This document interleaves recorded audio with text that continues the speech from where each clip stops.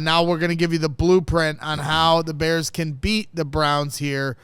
So, Briggs, start us off as you always do.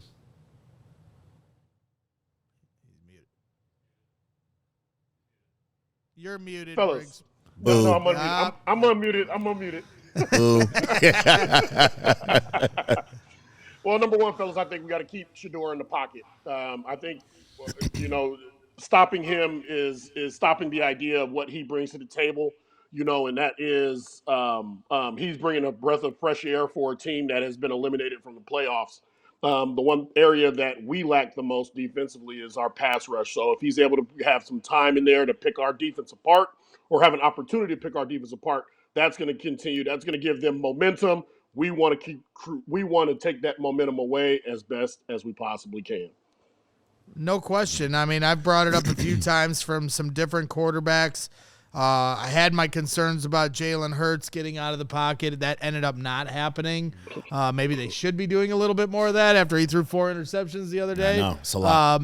But they have had a few other quarterbacks that I've continued to reference, whether it was Tyler Huntley, Jackson Dart, or Jaden Daniels, that they did have trouble containing, and so that this is going to have to be a point of emphasis in this game. I completely agree with you.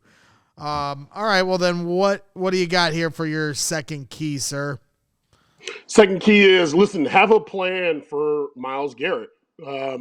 He's a problem no matter what he is, no matter where he's at on the football field. I think he's been the top pass rusher, in the NFL for a long time.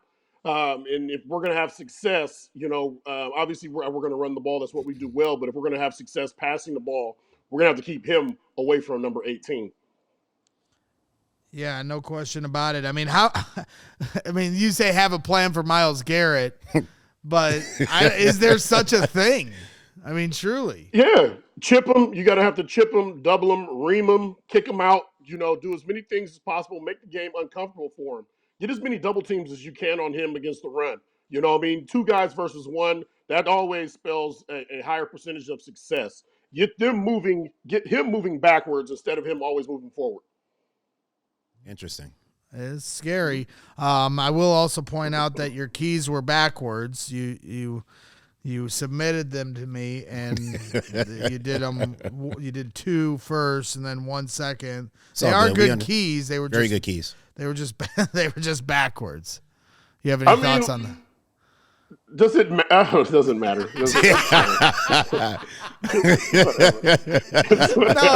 the answer, it doesn't matter, but we got the reaction. Usually the keys pop up. The keys usually pop up as we're speaking. And so it's Steven's fault. Production's fault. Well, I was about to click publish, and then you said the wrong one, and I just decided, you know what, I'm going to keep it on. Production. I'm going to spoil the second one. Everybody just throwing everybody under the bus. bus. Okay, hold a minute. Watch this, guys. Watch this. Hold on. See this right here? See that right there? Yeah. Better be careful showing your phone. Dude, don't swipe left. Yeah, there's a lot of that. Never know who you get a text from. Keep Shedeur in the pocket. Right. Keep Shedeur in the pocket. Have a plan for Myles Garrett. That's how I got it. So now we know whose it was actually a Braggs problem then, because he made the graphics. It was my fault. Right. Damn it. Thank you. And he tries calling you out. Me, buddy. Call him out. Let him know. Brickalism. Damn it. That really turned on me really quick. Turned fast on you. Get them right. Come on now. All right. Well, they were great keys. And I will put my hand up after everyone kind of took the blame there for a minute. It was my fault. So Zoom, let's see if I messed yours up as well. Let me see what pops up first. Your first key.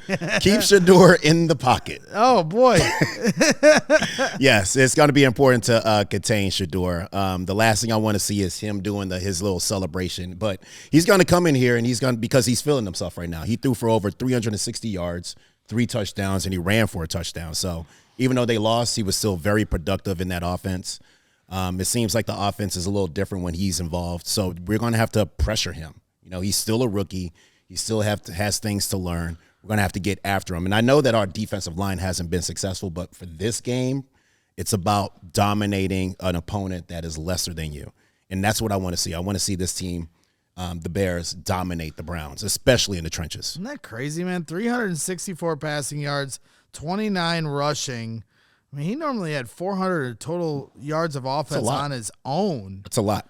This is only so he's going to be feeling himself. Start, yeah. Right? I mean, I know the Titans aren't very good, and the Browns ended up losing anyway. I mean, I will say they were down 2-score, and then they had a few scores, almost tie the game at the end. Yeah. And then they did some kind of wildcat. Also, I mean, they're imagine running having backs. 400 total yards of offense, and then they didn't have Shedeur Sanders out there for the final 2-point It makes no sense to me. That's insane. Yeah, coaching, like we talked about, Lance, coaching.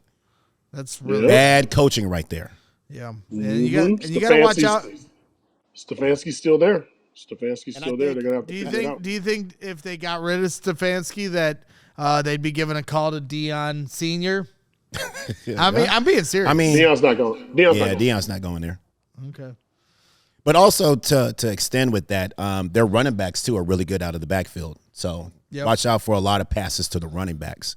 Kind of like we talked about before, an extension to the running game. Yeah, Quinshon Judkins had one catch for 58 yards. There we go. So somebody you certainly got to keep in check. I'm definitely worried about Harold Fannin Jr. Yeah, the tight end's he's been balling. He has been a baller this year, and he had 8 catches for 114 yards and a touchdown. So, for a rookie quarterback, tight end's always going to be your best friend. Best friend, right. These tight ends are going to have to play sticky coverage with a very talented tight end and fan in there. So, but that's why the trenches are so important. Sweat has to get after it. I mean, there was a stat that popped up about the pass rush win rate against Green Bay, and Austin Booker was 4%, Dexter was 5%, Jarrett was 23.5%, and Sweat was 35.3%. Not good. It's definitely not good. That needs to improve. But Shedeur is going to be seeing all of this stuff. He's going to be feeling himself, like I said, for throwing over 360 yards, 3 touchdowns. He's going to come out and try to sling that thing if we don't get after him. All right. What you got? You got something, Briggs? I see you shaking your head. No, that's disappointing. That's disappointing. And when you look at when you're breaking down tape on the Bears defense, you're looking at, okay, how can we take advantage of this team? What are their strengths? What are their weaknesses? Okay, we believe that even though we've given up a lot of, we don't protect well. This is a team we can protect against and get at least 4 or 4+ seconds. If we can get that, we can open up this defense. We can find plays, and then you can see we can attack them 40 yards down the field. There are explosive plays that they will give up to you. If we can exploit those, we have a chance to beat this team. And also Saunders last game had a lot of explosive plays, a lot of chunk plays down the football field. So he's going to be looking to, push that ball down the football field. So it's going to be extra important for the trenches to step up and make it uncomfortable in that pocket for him. All right, so you guys have a little theme to your keys. What's your second key? It's pretty easy here. Second one. Pretty easy. Have a plan for Myles Garrett. Now you're starting to sound like Briggs. It's pretty easy. I mean, there's only 2 people on one side. On the offensive side is Shedeur, and then on the defensive side it's Myles Garrett. Right. So you have to have a plan for him. He is a game wrecker, and he is the type of person that from one play can just totally change the landscape of a football game. Well, I think the hard part about having a plan or keeping him in check, whatever your goal is for Myles Garrett, is a lot like Micah Parsons. They move him all over the football field. And so how do you game plan for a guy? I mean, Julius Peppers was kind of slide protection to wherever he's at, and then chip him and bump him. And Lance, I think you said something with the R. Ream him. Yeah, yeah, that's it. That's doubling. So that's doubling down. So what is the ream? So a ream. So that's doubling down on a player with a puller coming in and hitting him while they're double teaming him and ream his ass right out of the hole. Yeah. Whoa. Yeah. Whoa. Yes. Whoa. Believe a lot of bricks there. I can't believe the blueprint is to ream his ass. What the hell? Ream him. Yeah. Okay. Listen, Okay. He'll never want to come back to Chicago. Ever. Steven, listen, let's not take the focus away from this because I'm pretty sure that Jerry's was minimize Myles Garrett. And mine was have a plan for Myles Garrett. Okay, I didn't mess that up, and Zoom didn't mess that up. All right, I know where that. It was minimize Myles Garrett. It was correct. Yes, and mine was have a plan for Myles Garrett. Yes. Because look, Myles. Yeah, so it is switched. Okay. Yeah. So again, I mean, we're all over the place here. Man! But mine was minimize Myles Garrett. When I was, when the foreman is putting together the blueprint and all the keys, you had are in one the job. wrong spot. The house is gonna get. This is not good. At least you got Shedeur right. Let me tell you, Briggs, spell it real quick. When I was spelling Shedeur Sanders, I triple checked because I was like, how do I spell this right? Lance Briggs is going to tell everybody that I did this on purpose. Always messing up the easy names. Yeah, I don't get it. I was nervous. I was like, we got to make sure we get this right. All right. Yes, minimize Myles Garrett. Well, he's got 20 sacks already this year. So, I mean, there's been 13 games they played already. Teams have tried doing this. They haven't been able to stop him. Right. He's 2.5 sacks away from tying the NFL record. Yeah. He's highly motivated right now to get to the 4 quarterback. games. It's like, dang, Myles. But he wants to do it now. He wants to do it now, immediately. Not only now, but he can blow the record out where no one will ever be able to touch it again. Like, that's crazy. He's highly motivated. Records are meant to be broken. I got to have a plan for Myles Garrett, and I have to have a plan for understanding where to put things in the blueprint correctly. You're all over next the week. place. Hopefully the Bears don't follow my blueprint because it's all over the map here this week. But they are good points, and that's why for me, my 2 points, I kind of focused on things outside of what you guys already hit on. And so for me, number one is start fast on offense. This is something the Bears have, at the beginning of the year, it felt like that's what they were doing well, and it's been a while since I feel like the Bears have really started fast. And when you're facing a team like the Browns who only have 3 wins, don't give them hope, right? Come out and smack them in the mouth. Yes. If you look at like the Saints game earlier this year, they made it a little fight in between the game, but the Bears immediately went up, early on them, big, 3 score. And at that point, that's a tall hill to climb, especially in this kind of cold weather. If the Bears can start fast, that's going to really take the life out of Cleveland. They're going to be thinking about that warm bus to get home to get to the airport. And not just the offense start fast, but Caleb in particular. Yes. And Caleb's talked about this week how he's really trying to emphasize getting into that. After those first couple series, he really started to dial in and be more accurate, be more consistent. But at some point, he's got to stop thinking about the moment, in my opinion. That, in my humble opinion, I think that's when people are like, well, what is it? It's the footwork or the accuracy or not being on the same page with his receivers. I think the number one thing that Caleb can control is not getting over amped up about the moment. And when he's sailing balls, and I just feel like he knows the play. He's excited. He's reading the play correctly. He knows where he's going to his read, and he's just way too excited to get to it. Exactly. He's way too excited about the moment of the big rival. Next week it's going to be a primetime affair. You got to somehow not think about that and just play your game. Yeah.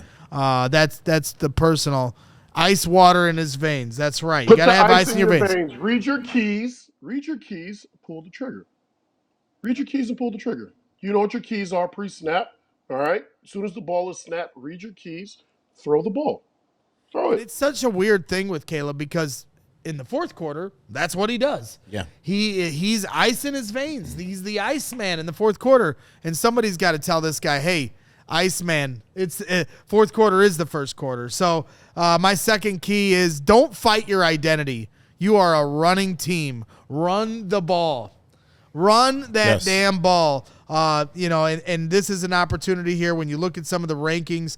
The Bears are second in the league in rushing yards per game. Cleveland's defense is 13th in the league, giving up rush yards per game. So, hey, this is going to be a quintessential run the ball game for DeAndre Swift and Kyle Monangai. Yeah. Don't fight your identity. On pivotal down and distances, when it's 4th and 1, give it to the guys that have gotten you to this point. You have an elite offensive line. You have great running backs. And so run that damn ball. There's opportunity on that side of the ball, too. I mean, last week, Pollard rushed for 161 yards and 2 touchdowns against the Browns. So there's a lot of opportunity there, and that should be that's the identity of the Chicago Bears, and that should be the number one in terms of the blueprint is to run the football and attack this team immediately. Get the game over fast. Get the game over fast. Run the ball. Keep the clock running. Control the clock. Keep your defense off the field. When your defense gets out there, have them take the ball away, get off on third down, and whatever Cairo must do, Cairo needs to be 100%. And let's sharpen the iron sharpens iron. So let's sharpen our knife or our axe and keep chopping wood. Real quick, and going back to Caleb, I want to see Caleb under center, and I want to see some 3-step drop. I want to see some rhythm throws. That's what I want to see. Because I feel like once he starts doing that, then he doesn't get super excited. So, like, let's get him into some rhythm throws, some 3-step drop under center, some easy throws to make some easy completions. Because right now his completion rate is not really that great. Nope. And we need to take control of that. Yep, and I think he may have to with Myles Garrett screaming down on him.